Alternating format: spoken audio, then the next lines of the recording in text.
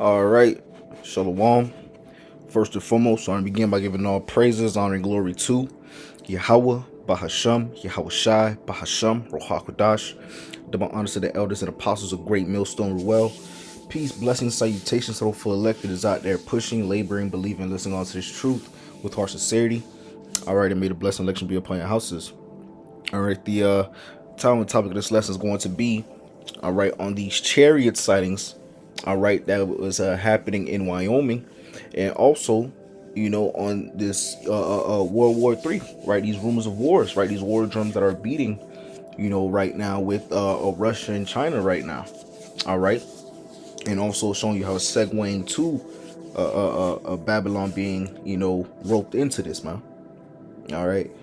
But I want to start with this right here. This is an article. I have two articles. This isn't the first one is from, they're both from the End Time headlines. This one's titled "A Swarm of UFOs Seen Hovering Over Power Station in Wyoming for More Than a Year." And something that we've, noticed, a dramatic increase in, these past, a few years. You've been noticing an increase in these chariot sightings, right? Increase in, the presence of these chariots, throughout Babylon and also throughout the four corners of the world. All right, you know, and prior to these, influx or high increase of these chariot sites, the Babylonian government used to deny the existence of them, man. But a few years back, they, came out and say, hey, they're real. All right. You always say it's, oh, conspiracy theory this, conspiracy theory that, but us that is in this truth, we know what they are, man. Or we understand that these are the chariots of Yahweh Shemal Shah. All right, and just get a little bit on this article right here. All right, it says for more than a year, residents and law enforcement officials in Sweetwater County, Wyoming, have been reporting repeated sightings of strange flying objects over the high desert and near the Jim Bridge power plant. The unexplained activity has raised concern, curiosity, and ongoing questions as authorities struggle to determine exactly what is operating in the skies above the region. Strange lighted objects resembling drones have reportedly been seen over Sweetwater County's Red Desert and Jim Bridge power plant for at least 13 months. Local law enforcement described the objects as appearing in groups at high altitudes, often moving in coordinated formation that suggests deliberate control rather than random flight. These sites have occurred primarily at night, making identification even more difficult. All right, but nevertheless, right, we're seeing these increase in chariots throughout Babylon, man. All right, you had this whole thing that was going on. I believe this was what, maybe like either the beginning of 2025 or either towards the end of 2024, where there was this whole thing going on with these, these vehicle sized, they would say they were calling them drones, these vehicle sized drones that were, flying all throughout Babylon, and nobody knew where they were, right? And they still never gave, the Babylonian government never gave an explanation or anything what it is. You kind of seen it just die out, right? But nevertheless, the chariots of the Lord are about, man. All right. Scripture says the eyes of the Lord are 10 times, 1,000 times brighter than the sun. Surely paraphrasing. All right. And this is what's gonna be, a reality for a lot of these people, man. We are seeing, the salvation, for the elect, man. Right, that these UFOs, right, these chariots, right, is what's gonna be the ultimately, the deliverance, right, for the elect, man. All right, so as we are getting close to the end, we're gonna see, an influx of these chariot sightings. We're gonna, hear and see more wars happening. All right, throughout the four corners of the world, man. All right, it's gonna be like something out of a movie, man. All right. Why do you think they put these in these movies, man? Right. They got a thing called predictive programming, man. All right. They're not just, coming up with these things out of thin air, man. No. Right. They're getting it from somewhere, man. All right. But let me grab this. Right. This is Matthew 24:30. It says, "And then shall appear the sign of the Son of Man in heaven, And then shall all the tribes of the earth mourn, and they shall see the Son of Man coming in the clouds of heaven with power and great glory. All right, and we know those clouds are the chariots, man. Right, what these people will call UFOs, unidentified flying objects, right? Alien spaceships, whatever they want to call them, man. But those are the chariots of Yasharallah, man. All right, this is what the Lord is getting ready to return back on, man. Right. So when Yahweh shot cracks those clouds, man, right? These people are gonna be afraid, man. Right? These people are gonna be, in awe, right? Perfect example is Independence Day. Matter of fact, let me see if I can find that scene, man. Because this is what I always, right? This is the opening scene, right, or one of the opening scenes right here in Independence Day, when the chariot first start cracking that cloud, right? Look at the reaction of the people, man. Some people stuck, looking up at it all. People running, all right, bugging out, all right. Look at this guy. He's in awe. He's stuck. Police coming out the car. Don't even know what to do. People getting in accidents, right? People gonna be bugging out when they see the return of Yahweh Shai, man. All right. Every eye shall see, right? Look at these people. They bugging out. Okay. And we already see these people already bugging out now, on the scale that it is right now by these, various chariot sightings throughout the four corners of the world, and predominantly, in Babylon, man. So imagine they gonna be bugging out. All right. Let me grab this, man.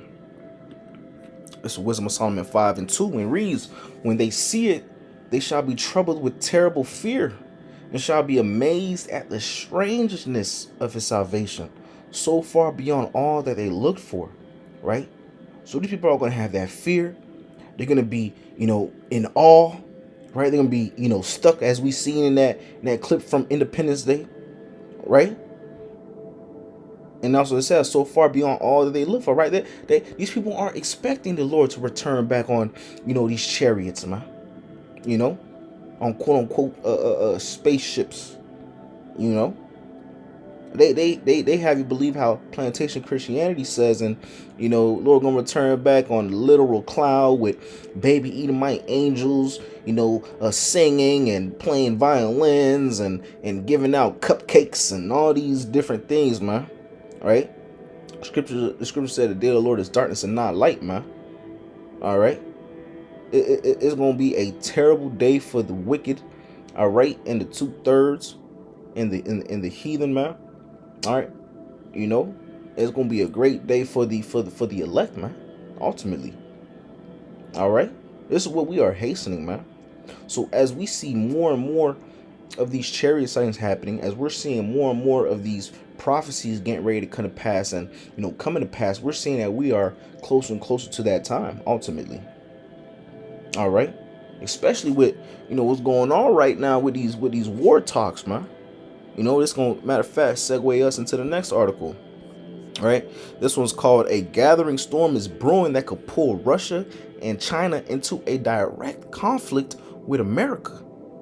All right, and I'm gonna actually jump around this a little bit, man, because there's just a few points I want to get on here. And if you want, you can pause it and read it for yourself. But let's see, we can start right here. Right? It says, for decades, Europe lived under the comforting illusion that major war has been banished to the pages of history book. That illusion is now unraveling. And even Babylon, right? These Babylonians live in a facade, right? In a smokescreen, right? The American dream. They think war and terrible times is not going to come to their front doors, man. All right. Continuing on, it says governments are quietly preparing their population for hardship, scarcity, and sacrifice. Military budgets swell, civil defense plans resurface. Leaders speak openly of a war resembling one their grandparents endured. Words that would have been unthinkable just a few years ago. All right, and let me get this. Let me jump down. Right. It says here from Moscow, the message is unmistakable. Russia does not intend to yield Instead, it mocks Western leadership, deploys advanced weapons closer to adversaries, and dares its opponents to test its resolve. These actions are not merely symbolic, they are signals, warnings written in steel and fire. So ultimately, Russia is not afraid of Babylon, man, right? It says that it's mocking Western leadership, man. Babylon was a powerhouse at a point in time, man, right? These other nations would be afraid, they would tremble, they wouldn't even try them, man, right? But here it is in today's day and age, these other nations are no longer afraid of Babylon, the big bad bully, man, right? They're mocking them now, man, right? And right here, in other terms, it says, and dares its opponents to test its resolve. In other terms, Russia like, yo, test my gangster, man. Test me, right? Try me if you want and see what happens. That is the message that Russia is giving off, all right, to Babylon, all right? Right? Let me get this one right here too. It says, more troubling still, Russia is no longer confining its posture to Europe. It has been issuing sharp warnings regarding conflicts far from its borders, declaring that certain actions by the United States could prove fatal mistakes, such as language is not chosen lightly. It reflects a worldview in which confrontation is expected, perhaps even inevitable, man. Right? So war, or should I say World War III, is inevitable, man. Right? The scriptures already prophesied for it to happen. These other nations are no longer afraid of Babylon. They're no longer playing with Babylon, right? You know, they got that saying, like, you know, someone saying certain things like, yo, those are fighting words, right? Russia's giving war words, man. You know? Let me jump down, right, to China. It says China's voice has joined the chorus of opposition to U.S. actions, offering diplomatic backing to Venezuela while deepening its strategic alignment with Russia.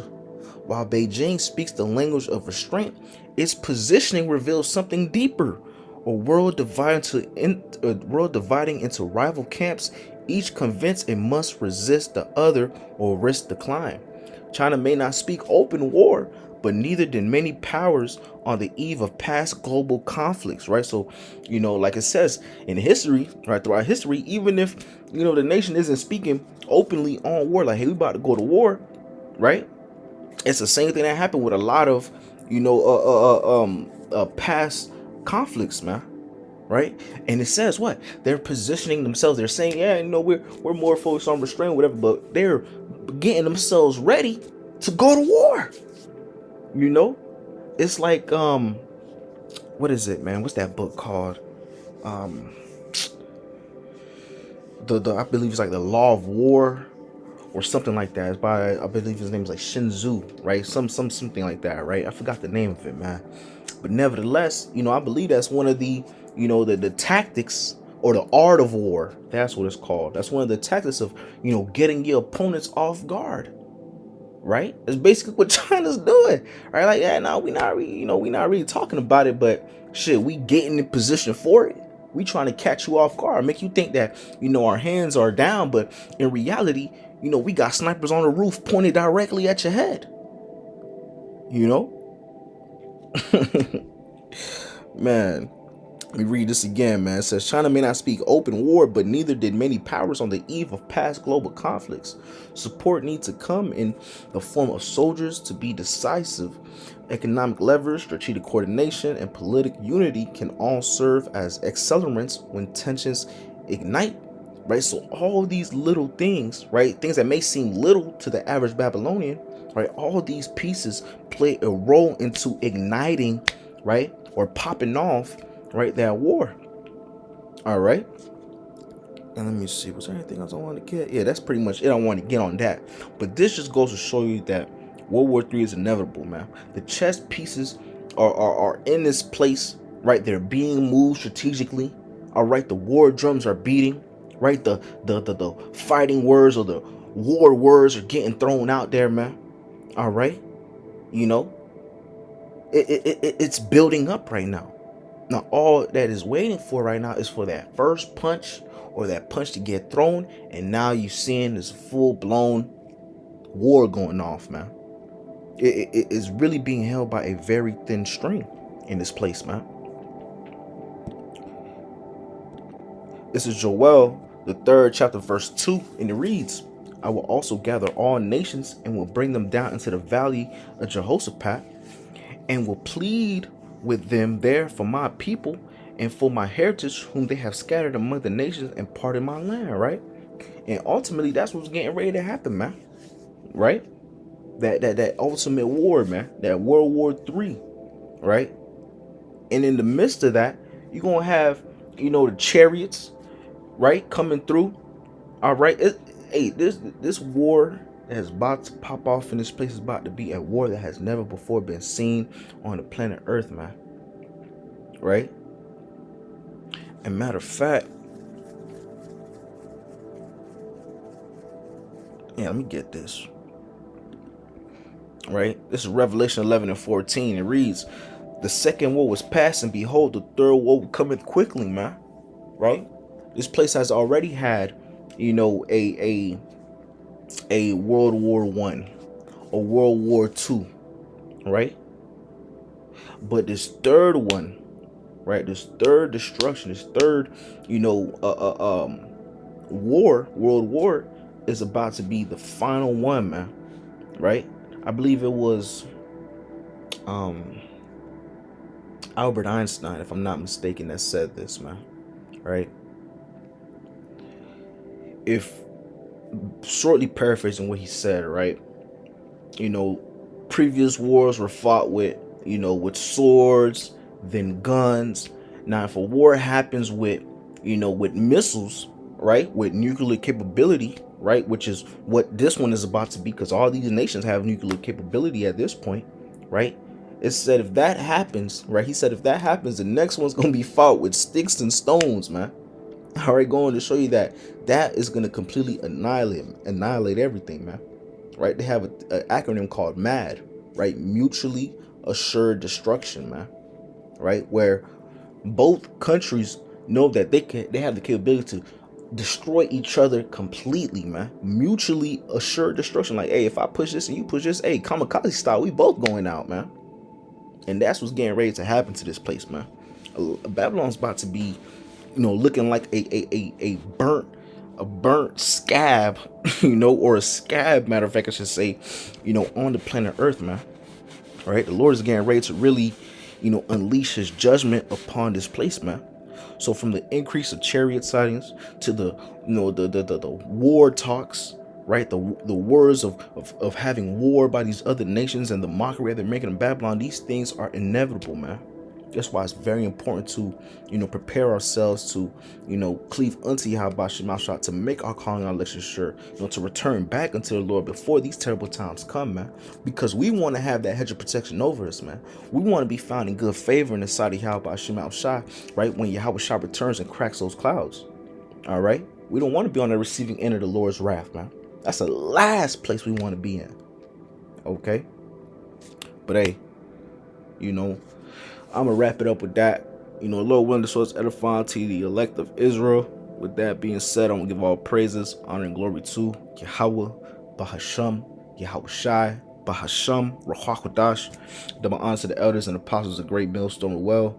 Peace, blessings, salutations to the full elect that is out there pushing, laboring, believing, and listening on to this truth with heart sincerity. Until next time, shalom, and a ball, Kwame Sharala, shalom.